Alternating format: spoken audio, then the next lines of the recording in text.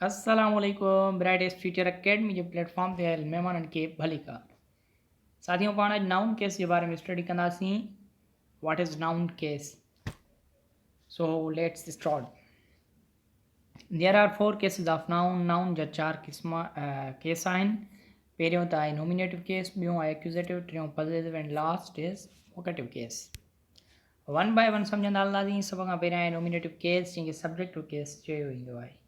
जॾहिं subjective case जो नालो खयो वियो त तव्हां सभई सम्झी हूंदव त सब्जेक्ट जे बारे में का ॻाल्हि कई थी वञे। हिन जी सिंपल डेफिनेशन आहे, when a noun or pronoun is used as a subject of verb it is said to be in the nominative case.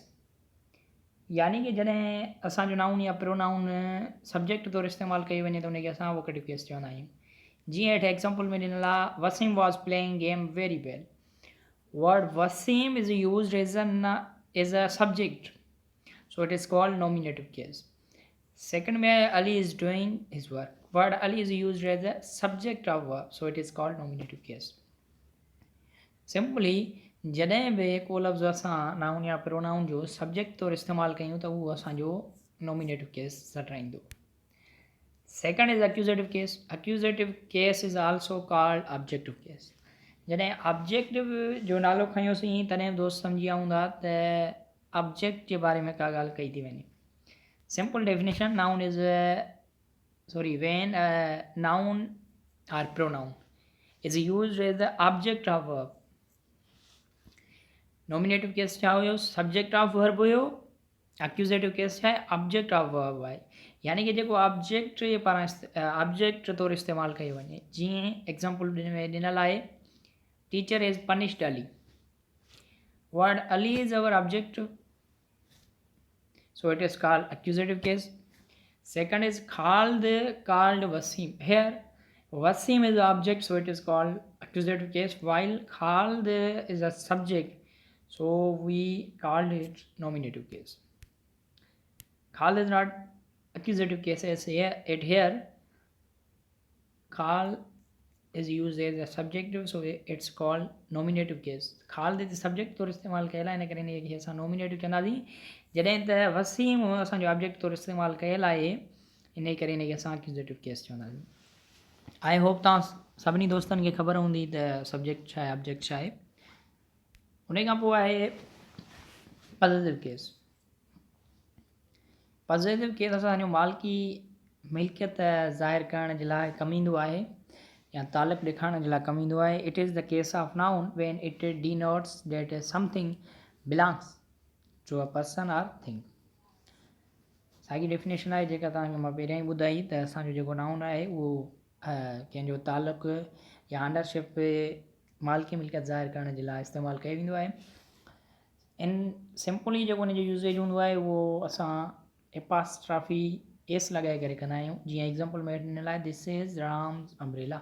Ram खां बाद में एपास्ट्राफी एस लॻाईसीं त इहो असांजो पॉजिटिव केस थी वियो, यानी कि हीअ छटी रामा जी आहे। Ram's umbrella means the umbrella belonging to Ram. हीअ सेम एक्सप्लेनेशन लिखियलु आहे, the form of the noun Rama is changed to Ramas to show ownership of possession. Formation of the possessive case. Possessive case जेके असां ठाहींदा आहियूं उन जा चंद रूल्स आहिनि। वन बाय वन उन्हनि खे स्टडी कंदासीं। सभ खां पहिरियां आहे त वेन द नाउन इज़ सिंगुलर। जॾहिं नाउन असांजो सिंगुलर हुजे, the possessive case is formed by adding apostrophe s to the noun. त उन नाउन सां गॾु असां एपास्ट्राफी एस लॻाईंदासीं त असांजो पॉजिटिव केस थी पवंदो। जीअं एग्ज़ाम्पल में ॾिनल आहे, boys book, the boys book. Word boy is a singular noun, उन सां गॾु एपास्ट्राफी एस लॻाईसीं त असांजी पॉजिटिव केस ठही पियो। अहिड़े हिसाब सां किंग्स क्राउन। सेकंड रूल आहे, वेन द नाउन इज़ प्लूरल। हाणे मथे में जॾहिं नाउन असांजो सिंगुलर हुजे तॾहिं इहो रूल अप्लाई कंदासीं।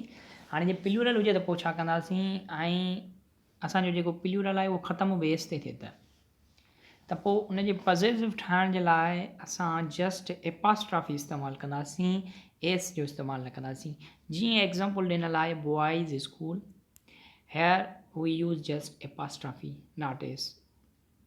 Second में भी है girls school, we use just apostrophe, not s. Horses tails. And rule number third is when the noun is plural but does not end in s. हाणे जॾहिं असांजो नाउन प्लूरल हुजे ऐं S ते ख़तमु न थिए त उन जी पोज़ीशन ज़ाहिर करण जे लाइ असां साॻियो ई फार्मूलो अप्लाई कंदा आहियूं जेको पहिरियों फार्मूलो हुयो एपास्ट्राफी एस वारो. जीअं एग्ज़ाम्पल में ॾिनल आहे men's club. Man is a plural noun but does not end in S, so we use apostrophe S. Man बि असांजो प्लूरल आहे, चिल्ड्रेन बि असांजो प्लूरल आहे, पर असांजा इहे लफ़्ज़ एस ते ख़तमु नथा थियनि, जंहिंजे करे हिननि जी पोज़ीशन ज़ाहिर करण जे लाइ एपास्ट्राफी ऐं एस लॻाईंदासीं. Rule number 4, when a noun or a title consistent of several words. जॾहिं असांजो नाउन या को टाइटल ॿ टनि लफ़्ज़नि ते मुश्तमिल हुजे, कुझु लफ़्ज़नि ते मुश्तमिल हुजे, the positive sign is attach only the last word. त जेको आख़िरी वर्ड हूंदो, आख़िरी लफ़्ज़ हूंदो, उन सां असां पोज़ीशन लॻाईंदासीं.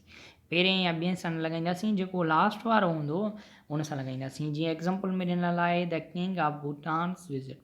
हाणे भूटान सां गॾु असां एस लॻाईंदासीं, किंग सां लॻाइण सां ग़लति थी वेंदो. The prime minister of Pakistan speech. Pakistan सां एपास्ट्रॉफी एस लॻाईंदासीं, प्राइम मिनिस्टर सां लॻाइण सां it will be wrong. Same as the last example the player of our states house. State जे वर्ड सां एपास्ट्रॉफी एस लॻाइणी आहे. रूल नंबर 5 आहे when two nouns are in opposition. जॾहिं ॿ नाउन या उन खां वधीक नाउन जेके घणाई में हुजनि त उन जे लाइ असां पोज़ीशन ज़ाहिर करण जे लाइ जेको आख़िरी वर्ड हूंदो या वाधारो वर्ड हूंदो उन सां असां पोज़ीशन ॾेखारण जे लाइ एपास्ट्रॉफी एस लॻाईंदा आहियूं. जीअं that is the Tagore poets. Tagore is also noun but we don't use apostrophe s with this. We use apostrophe s the later word. Number second example is this is the Imran Khan Prime Minister of Pakistan's house. We use apostrophe s later words only. असां हिते इमरान सां या खान सां या prime minister सां S एपास्ट्रॉफी S न लॻाईंदासीं position ज़ाहिर करण जे लाइ. लेटर जेको लास्ट वारो वर्ड हूंदो, बाद वारो वर्ड हूंदो, उन सां इस्तेमालु कंदासीं. Also when two nouns are closely connected, the possessive case is put to the later. Same साॻी नमूने सां जेकॾहिं ॿ नाउन जुड़ियल आहिनि एंड या ॿिए कंहिं कंजक्शन सां क्लोज़ली, त जेको लास्ट वारो नाउन हूंदो, लेटर वारो बाद वारो नाउन हूंदो, असां उन सां इस्तेमालु कंदासीं. जीअं करीम एंड सलीम्स बेकरी.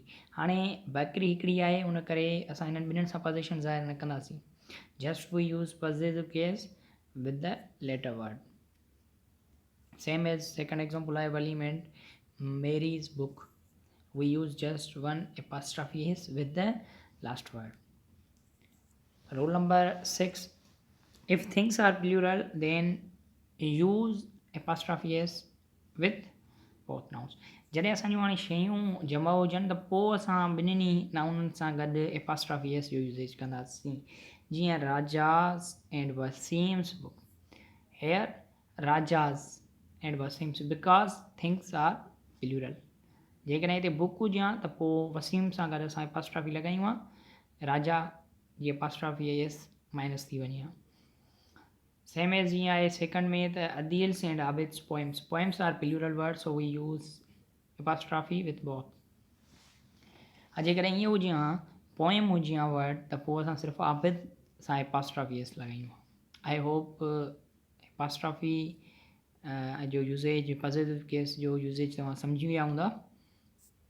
उन खां पोइ आहे यूज़ द पोज़ेसिव केस.